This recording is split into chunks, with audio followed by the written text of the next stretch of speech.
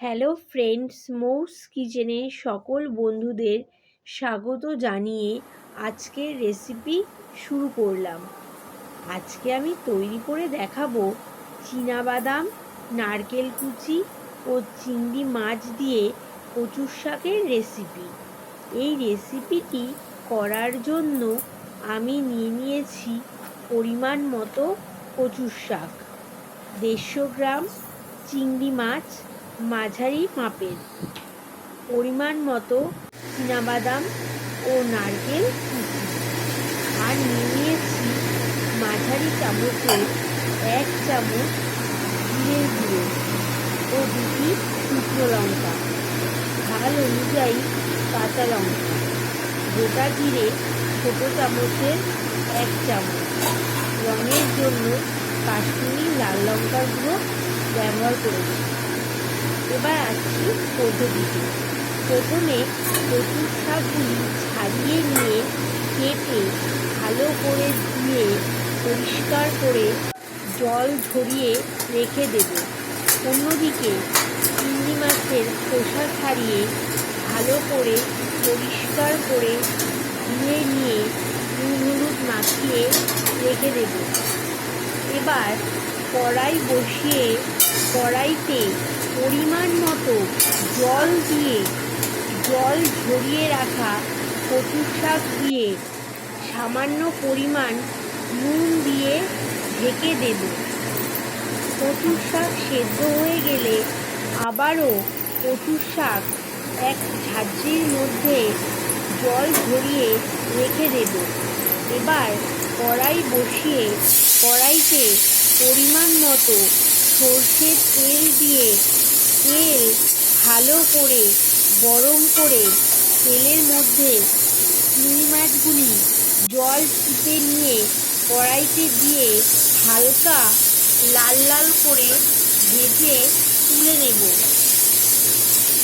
চিংড়ি মাছ ভাজা হয়ে গেলে ওই তেলের মধ্যে আগে থেকে কুচিয়ে রাখা নারকেল কুচিগুলি লাল লাল করে ভেজে তুলে নেব।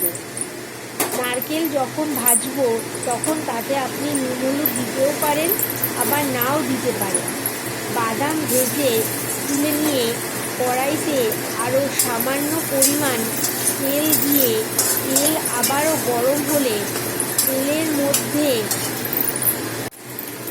গোটা জিরে ও শুকনো লঙ্কা ফোড়ন দিয়ে, গোটা জিরে আপনি 1/2 চামচ ব্যবহার করবেন, পরিমাণ মতো গোটা জিরে ব্যবহার করবেন।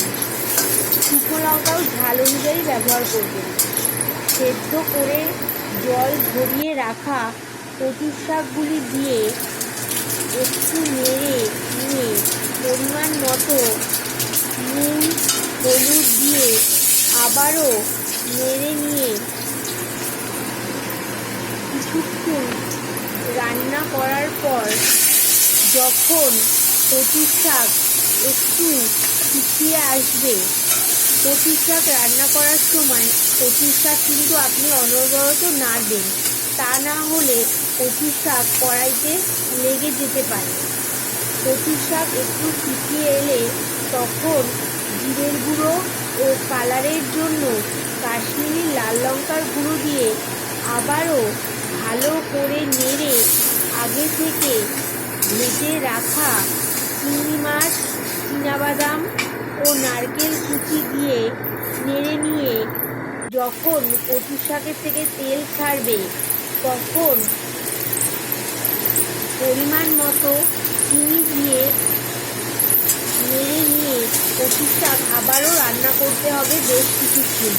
কচুর শাক শুকনো শুকনো হলেই বেশি টেস্ট লাগে, আর কচুর শাক একটু যদি জলা জলা থাকে তাহলে সেটা গলা ধরার কারণ হতে পারে।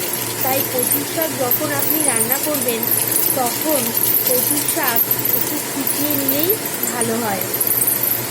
শুকিয়ে এলে কচুর শাকের মধ্যে কাঁচা লঙ্কা দিয়ে একটু নেড়ে নামিয়ে নিলেই তৈরি চিংড়ি, নারকেল ও চীনাবাদাম দিয়ে কচুর শাকের রেসিপি। রেসিপিটি যদি আপনাদের ভালো লেগে থাকে তাহলে অবশ্যই একবার হলেও ট্রাই করে দেখবেন। শেয়ার, সাবস্ক্রাইব, লাইক, কমেন্ট করে জানাবেন। এই রেসিপিটি সম্পূর্ণ নিজের পদ্ধতিতে তৈরি করলাম। এর সাথে গরম ভাত খেতে অপূর্ব অতুলনীয় লাগবে। নমস্কার বন্ধুরা, রেসিপিটি এখানেই শেষ করলাম। ভালো থাকবেন, সুস্থ থাকবেন। আবারও দেখা হবে নতুন রেসিপির সাথে।